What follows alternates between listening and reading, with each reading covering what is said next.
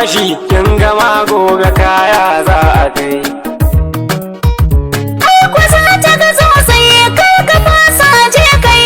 Yanda bani da tausayi za ta kwashi bakar wuya. To fa aiki ya ji kanshi yasa na yi nazari, na san ba ke da hakuri, na rarrasa cikin gari na zaɓo hirgegiya. Har guda nawa za ka yi? Yanda annabi ya faɗa, gashi ku kuma ba ku fatan a yi muku kishi.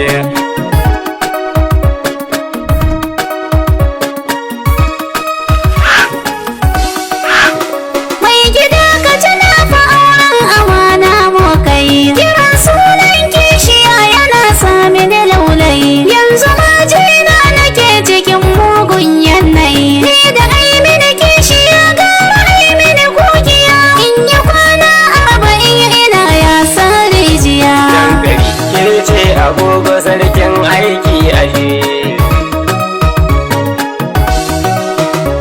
kuma sai kin ganta yar beauty daidai da ni. Gashi ta ilimin Muhammadiyya da na zamani, kuma ta ce in akai bikin za ta kula da ni. Yanzu ma zazzabi take ni zan kai mata magani. Hanzari fa nake ki bani hula ta in tafi.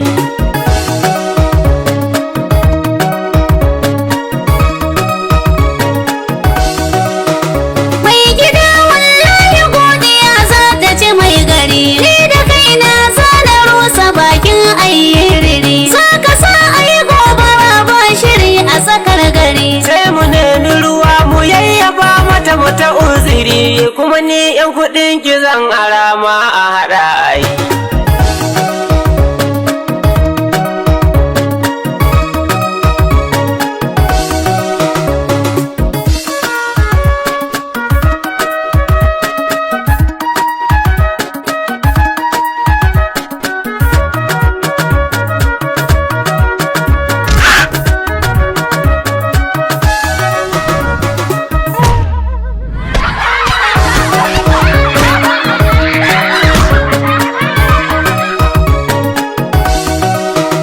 Mai gida mai na ka zama ka ko ban maka ba.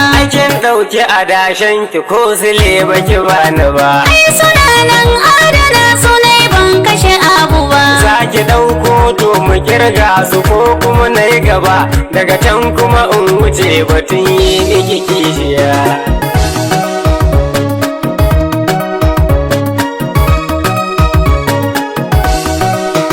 Mai gida ka tausaya kar da kai mini kishiya. To akwai sharuɗan da zanagin da ya sai gidi, za ki ɗau nauyin gidan nan na dogon zamani. Yara in ba lafiya ke ce neman magani, bar batun naman miya in ya yanke kin bani. Sanda sabani ya zo tsakani na ni da ke, ko da ni ne wanda gaskiya ne za na yi fushi. Za ki rarrashe ni sai kin gana yo murmushi. Za ki nuna mini ina ne kike ajiyar kuɗi, ko ki mun haka ko in dankalo miki kishiya.